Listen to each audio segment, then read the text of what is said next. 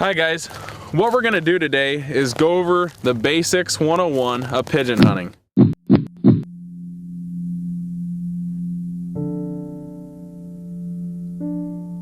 I know most of you have been watching our videos and have learned a lot from everything that we have been promoting. And first thing that I want to go over is the decoys. What decoys to use, how many decoys you need to use when you set up your spread.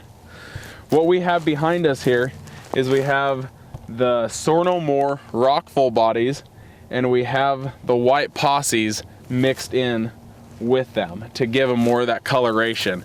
So we usually do about 6 white posse decoys for every 2 dozen of the Soar No More rock full bodies. That gives you a good mixture of different colorations, so when the pigeons are flying over, the white ones will stand out to them from a farther distance. How do you set up your decoys? How's it all done? So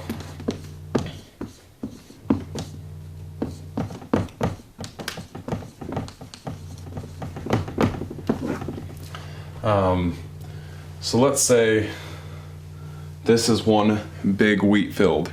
How do you go about doing it? So first off, we got to find out which way the wind is blowing. Pigeons always have to land into the wind. So let's say the wind is blowing that direction. The wind is blowing to the east. And so what we're going to want to do is when the pigeons are coming in, they're going to be finishing like this. They're going to be landing into the wind. And so let's say there's a weed line. We're going to want to set up our layout blinds in the weed line so we can weed them up so we'll blend in a little bit better. And then your decoy placement, you want to have the closest bird to you wants to be about 20 yards away from you. So we'll just go right there. And then how you want to set up your decoys is like a number 6 or a Nike shape. You want to have a big bundle of birds in one spot and then kind of string a little string of them out. And so something like this. We position those decoys pretty tight. Whenever you see pigeons feeding, you usually see them in tight numbers.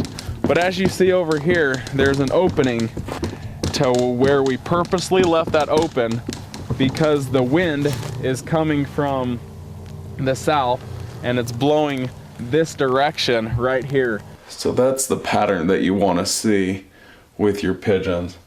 Mainly pigeons feed, and when they feed in tight groups. And so you always see pigeons in tight groups feeding. That's mainly what this is doing. This is just a little string of pigeons that aren't always in the group, but this kind of makes a little cup shape so you have a landing zone for those pigeons to land into.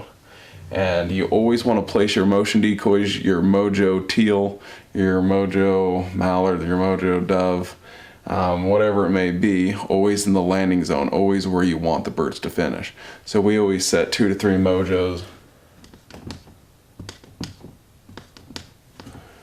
right there, right in the landing zone. And of course, the wind is blowing this direction.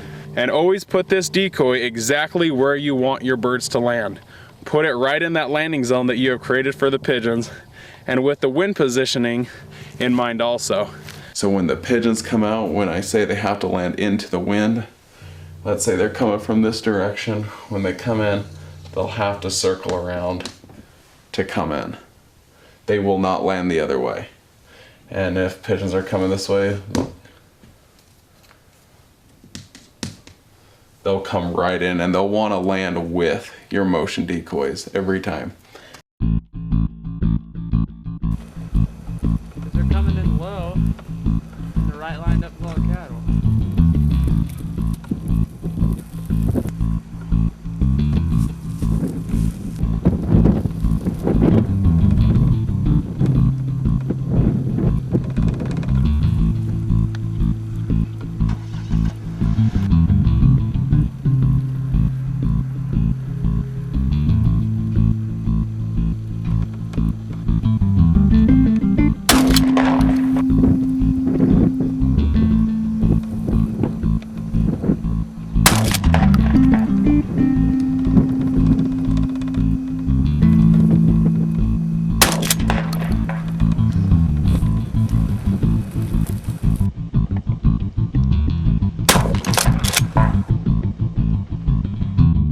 And so with this setup, this is your main decoy placement. This is what you're going to want to do.